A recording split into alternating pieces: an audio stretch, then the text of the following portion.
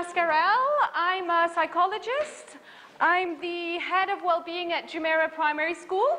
And this is Carly Williams. She is one of our amazing Year 1 teachers, and she's the head of the JPS Staff Wellbeing Committee. So today we're all meeting at What Works to talk about well-being, and when we're educators, we usually start chatting about our students' well-being. But actually we think that it's also really important to address staff well-being, because our children really feed on the atmosphere in the school.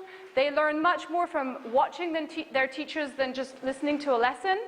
And last summer, I attended the IPEN Positive Education Conference in Dallas with several schools from Dubai and with KHDA. And for me, the key takeaway is what I wanted to share with you. And it's super simple. It was really start with your staff, okay? If you want to support student well-being, you need to start with your staff. And this is why we're presenting thank you. This is why we're presenting today. So to address staff well-being, the first thing is to be able to measure it. As we all go through inspection, you know, KHDA is always asking us, well, what is your evidence? How can you measure well-being? And that's a really hard question. I know I struggle with that every year, okay? So I found, and it was recommended at this conference last summer, this really great tool called the Workplace PERMA Profiler, which is what I gave you. And on the back, it has all the explanations of how you use it. It's free, it's online, and they even have a website where you can do it online, and they give you lots of recommendations. You didn't get one? Over there, okay. So it's based on Dr. Seligman's positive psychology model. How many of you are familiar with the PERMA model? Not too many. Okay, so Martin Seligman is the founder of positive psychology, and he has made a huge shift in psychology. For the past hundreds of years, we've been addressing psychology as helping unhappy people be less unhappy. And that's already amazing. I'm a psychologist, and I really believe that that is huge, okay? Helping people with depression, with anxiety. These are all essential, okay?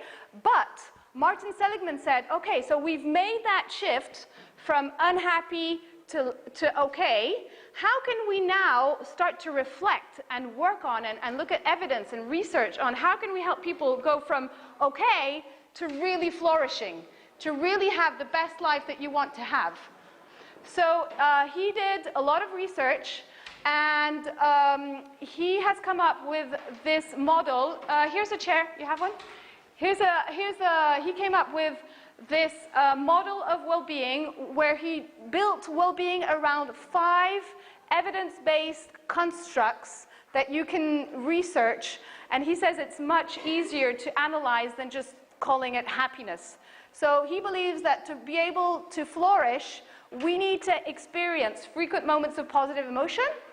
We need to experience engagement. Engagement is when you're completely in the flow of what you're doing. If it's your work, if it's reading a book, if it's a cooking recipe that you're doing, but you're completely engaged. It doesn't bring you much joy sometimes, you know, you're not, ooh, happy, joyful, but actually it really builds your well-being. Relationships, positive relationships, a lot of research shows say that that's actually the most important one of all of them. We're not happy when we're lonely. Having meaning. This one is really the belief that we exist broader than just ourselves. You know, that we should have a purpose, which is more than just, you know, taking pictures and putting them on Instagram and just thinking about ourselves. The meaning, the purpose, it could be your spirituality, it could be, you know, going green, doing things with your family, whatever it is, but having some kind of purpose in your life. And then positive achievement, having goals, setting goals for yourself, having some kind of direction, and being proud of what you've achieved. So this survey is based on this PERMA profiler, and this is the model of well-being that we're using to try and quantify and measure staff well-being in our school. Do you want to move on to the next one? Why is staff well-being important? We all know that the staff are what build the school. It's the most important capital in the school. Research says that the staff with higher levels of well-being are more resilient, more sociable, more engaged, they're less sick days, there's less turnover, so it's good for schools also. It costs schools less money because they stay in their jobs. So how can we build staff well-being in our schools? Well, we believe in a multiple pathway approach. The first element being, the really bottom one, is meeting staff's basic needs. It's really challenging to promote staff well-being if your staff is struggling to pay his bills, or if he doesn't have medical coverage, or if there's a huge leak in his house or in his apartment and he can't get it fixed. So it's just like the Maslow hierarchy of needs. You need to start with the basic needs, okay? On top of that, you can start building staff well-being. First element would be promoting school virtues. Really having a think about what do you want to promote in your school, and that you really live it, that it's authentic, it's not just talk, but it's really happening on a day-to-day life in between your colleagues. Trust is the first one, mutual trust. Really believing that your staff are doing the best that they can, and that they're engaged. If they're sick, they really are sick, they're not lying. Just having a mutual trust. Kindness and compassion, of course, are essential. I'm sure you all know that. It's hard to promote staff well-being if you're not giving a compassionate leave for someone who has lost a loved one. You know, it's hard to promote staff well-being if you're not open to listening to family difficulties that your staff may experience. Or I have in my office the bus ladies who come and tell me how hard it is on the bus, you know, with managing bullying or managing parents who complain. Just having an open door to listen to what people are going through, you know, either in their work or also outside. Forgiveness. Now, a lot of us are really passionate about Carol Dweck's work on growth mindset right now, and it is amazing. And we're all using it for our children, but we also need to use it for our staff, okay? We're all saying that mistakes are wonderful, that they're a great way to learn. Yes, but it's okay then for staff also to make mistakes, okay? We need to give feedback and forgive and move on if staff make mistakes, just like we do it with the kids. And optimism, really believing that each staff member is doing his best and will do a great job even when he's faced with challenges. There's been a lot of research in lots of different industries that have shown that companies and schools who really build these virtues into their work environment have a much greater customer satisfaction, productivity, less people leaving the company. So it does build overall staff well-being. Okay, positive communication, really having all across the school, promoting an open door policy where people feel that they can share if they're going through a rough time in their marriage or whatever, something even not related to school, but that they can share it with someone in the building. If you have a counselor in your school, you know, counselors are amazing, and if they can work also with the staff, that's helping the whole community. Empathy, frequent and constructive feedback, frequent thank yous, of course, for effort and hard work. We all know that that's super powerful, small but very powerful. The next one would be support individual development. So this is what we're going to try and do at JPS this year. We haven't started very much yet, but I would really like to promote teaching staff about positive psychology and taking care of their own well-being. This is based on the Geelong Grammar School, which is a school in Australia. They're presenting this afternoon. And they have come up with the model, which is, what is it? Learn it, live it, embed it, teach it. Teach it, embed it. So first, you need to learn your staff, to teach your staff about well-being. Then they have to be able to live it, to be able to teach it, and then embed it into their lessons. It doesn't really make sense if you have a teacher who's going to do mindfulness and who's actually super stressed and super angry about something. So it's helping the teacher and the staff to really learn about positive psychology, learn about resilience, learn about their own well-being. How can they increase their positive emotions? And with the latest research on neuroplasticity, it's amazing now how mind and body are connected and how your thoughts and your beliefs and your attitudes have an impact on your health and on your well-being.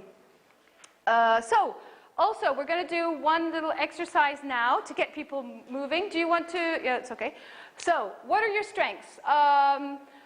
A lot of our staff have a lot of strengths. The researchers in positive psychology believe that there are 24 universal character strengths, like honesty, bravery, kindness. These are universal values that we all have more or less. And the idea is to try and teach your staff, well, what are your strengths? And how can you build on those strengths? How could you promote those strengths in your workplace? So we're going to do a little exercise because we were told that you have to move around and it has to be active. We've got some cards. Do you want to? You're going to be 4 or 5. You're going to be grouped in groups of 4 or 5, and we're going to give you a set of cards. These are the 24 character strengths, more or less, because we were cutting them this morning and some of you are missing. If you could put them on the floor, on the table, have a look at. So wait, they've got, so should you take these? Yeah, so if you cards, here's a set of cards, if you want to put them all around. Do we have enough? I'm really fast. Yeah, no, it's like oh my goodness.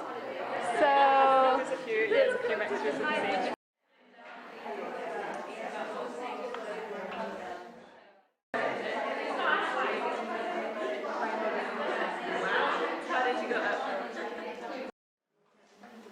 if you want to share some of your ideas, put them up, or just raise your hand and shout out your ideas. Okay. We'll see how many we get, and then we can do. So, for instance, like it's quite hard to put this into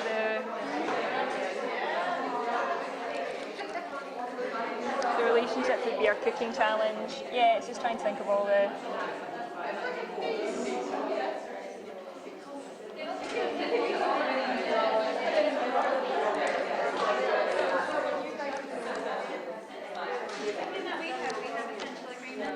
So every team in the school, like we do it in PLT, every year group team has to do like snowballing things at the beginning of the year where they think of how they want to work as a team, and then those get printed and you have to put them on your language. Oh wow! Yeah, so this is that. So you're FS1. So I'm head of FS, so I have FS1 and FS2s in here. So do you write strengths for everyone? No, this is so they came up with they want to share ideas and fun. They want to they're stronger together. They want to have open communication. So nice. But then it makes it easier when I have to have difficult conversations. Remember. About positivity. I'm kind of like. And your staff came up with those, like so the words are all from them as well. Wow. Okay. This is the first one. The first is completely different. We have one at PLT that we have to.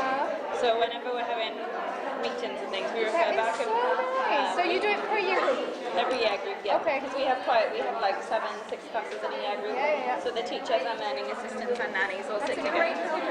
Yeah, of course you can. Yeah. So we've got staff out wow, back to so quite often people. Yeah. Do you find that within each year group they change a lot, like all of the Yeah, they do. There's incentives? normally, I mean, in FS we have ones like fun and a lot of positivity and things. Quite Whereas creative, a bit higher up, we kind of more like the time management and making sure that you're punctual and Really? and Yeah. things like that. So yeah, That's cool. That's really good, isn't it? I And know. people, because they have ownership of it, you can kind of refer back to it and hold them responsible. Especially as like the term goes on and people start to forget or get a little bit slow with things. You're like, that's really nice. Yeah, really because nice. we have some perpetually late teachers. So at the beginning of the year, we kind of in FS2, the leader, FS2 lead was kind of like, right, we need to have time management, so now she can kind of refer to this one teacher, and she's like, look, you signed this, you agreed that you would turn up to meetings on time, so I know. you need to make sure that you're doing it. But it's good, yeah, because we said we do it with the children.